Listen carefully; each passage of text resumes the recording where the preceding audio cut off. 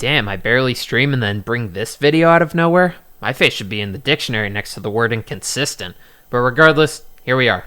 About June 2018, after the insanity of Super Smash Bros. Ultimate was announced, I got out my SNES Classic and booted up Super Metroid. You know that console that Nintendo released before they started making it on an emulator? It's actually pretty good. I wanted to see what this Ridley guy was all about. This was my first taste of a Metroidvania ever, and from a game design aspect, it's a great start.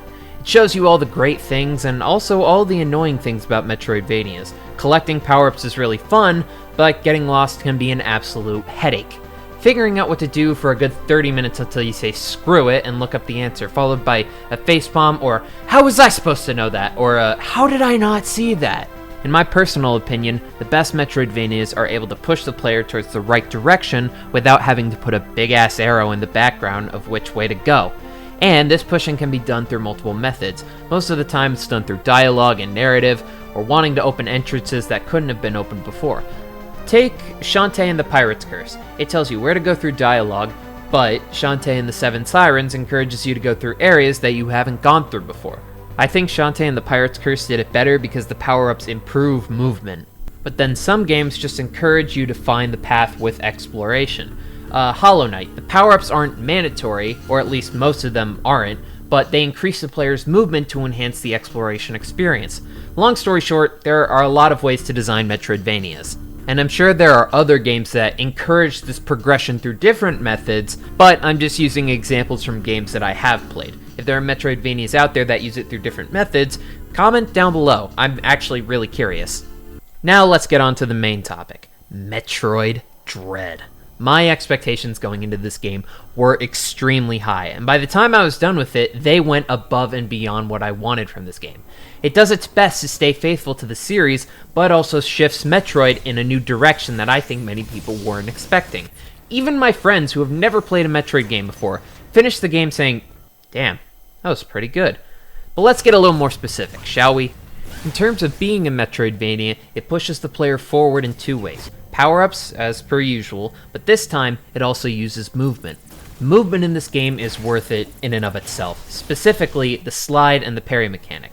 Just like Samus Returns, which was also developed by Mercury Steam, the parry mechanic makes its return. I think Mercury Steam realized, okay, the parry mechanic is a good idea, but it's too stiff and it ruins the flow of progress. In Metroid Dread, you can parry in the air, you can dash parry, you can slide parry. It just feels like it's been refined so that it becomes less of a QTE and more of a standard movement option. Also, the new upgrades in this help enforce this movement concept even more. For example, there is a power-up called the Flash Shift, and I think it's my favorite power-up ever in a video game. The Flash Shift is great for getting distance away from an enemy, or avoiding all those kind of bullshit attack windows that are too fast for you to fully process. You know the ones I'm talking about. When you die, it feels fair. Either you were being careless, or you ran into an Emmy. Speaking of which, Emmys are a very cool enemy, and their stiff movements create the feeling of, alright, this thing will do whatever it can to complete its mission of killing me, and I can do nothing to stop it. So, that helpless feeling hits really well the first time you see an Emmy. I remember just freaking out the first time I was running from it, and I was just going, but after the 47th time, it does kind of lose its magic. And while it does get annoying when you die to them on said 47th time, thank God they bring you back to the entrance of that Emmy zone instead of just to your last save point, like in old Metroid games. Let's be honest, we all kind of hated that feature. Or maybe you didn't. I don't know. In terms of other enemies in the game, the big boss fights are really cool and incredibly diverse, but the mini-bosses end up becoming a bit repetitive and stale. However, all the fights do something that I love to see in any video game. Even if they know the pattern, these fights always force the player to keep moving. Going back to Super Metroid, the Ridley fight is great, but it can be boiled down to walk left, right, jump, shoot, jump, shoot. There aren't many opportunities to dodge. Compared to these fights where you're jumping all over the place, dodging missiles, trying to predict their attacks, and find the right opportunities to attack. This active engagement with the enemies is what really connected me to some of these boss fights. Like, just look at how good Samus looks in these cutscenes.